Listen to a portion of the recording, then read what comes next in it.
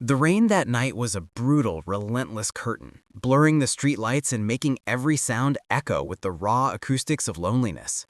Mark, a single father fighting desperately to keep his precarious world from collapsing, was drawing the blinds in his small, worn-down apartment when he saw her.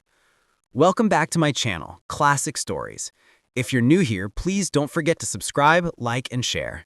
Now, let's dive into the story. A woman was standing outside, completely exposed to the downpour. Her clothes were soaked through, and her arms were wrapped tightly around herself, clinging to the last vestiges of warmth. Something in her eyes, a quiet, mirrored pain, stopped him dead. He couldn't have known it then, but inviting her in would be the catalyst for everything. By the next morning, one simple phone call from her would completely rewrite his life story. Mark's existence had been an endless uphill battle ever since his wife's passing 3 years ago.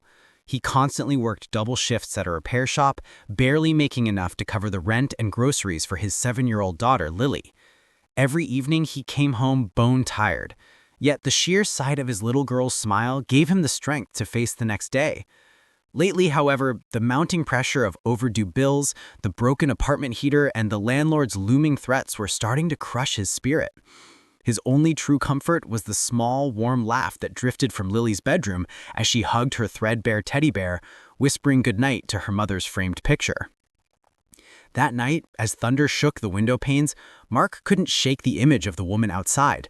She wasn't begging or calling for help. She was just standing there, utterly lost. Against every warning, his instincts screamed. He had a child inside, and she was a stranger. He grabbed his jacket, opened the door, and called out, "Hey, are you okay?" She flinched, then turned slowly toward him. Her face was pale, her hair plastered to her forehead, and her voice was barely audible. I just need a place to stay for the night. I promise I'll leave by morning." He looked into her eyes again. The combination of exhaustion and a quiet, mirrored pain swayed him. He nodded. "Come in. You can crash on the couch."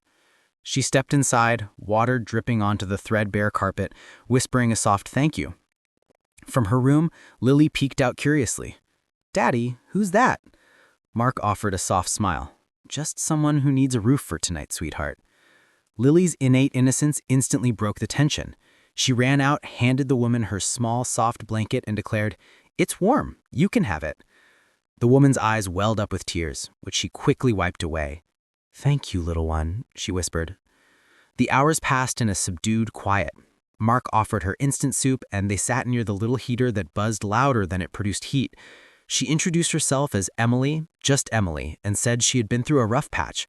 She offered no details, and he didn't press. They simply shared small, weary smiles in the storm's silence. For the first time in months, Mark felt a strange sense of peace, as if the universe had paused its cruelty for just this brief night. When dawn broke, Emily was already awake, standing by the window watching the first sunlight touch the streets. Mark was making coffee, bracing himself for another day of worry and endless work. Emily turned to him and asked quietly, "Can I make a call? It won't take long, I promise." He nodded, half listening, as she stepped aside with his old phone.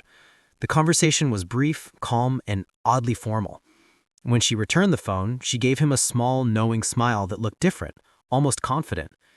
"Thank you for last night, Mark. You didn't know who I was, but you helped me anyway. People rarely do that anymore."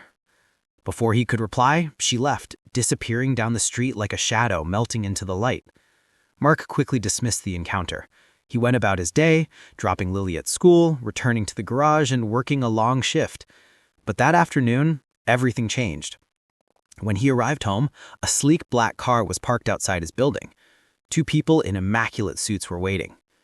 "Mr. Mark Evans, we're from the Bennett Foundation. Miss Emily Bennett asked us to deliver something to you." They handed him a thick envelope. Inside, he found a formal letter and a check. He froze when he saw the amount.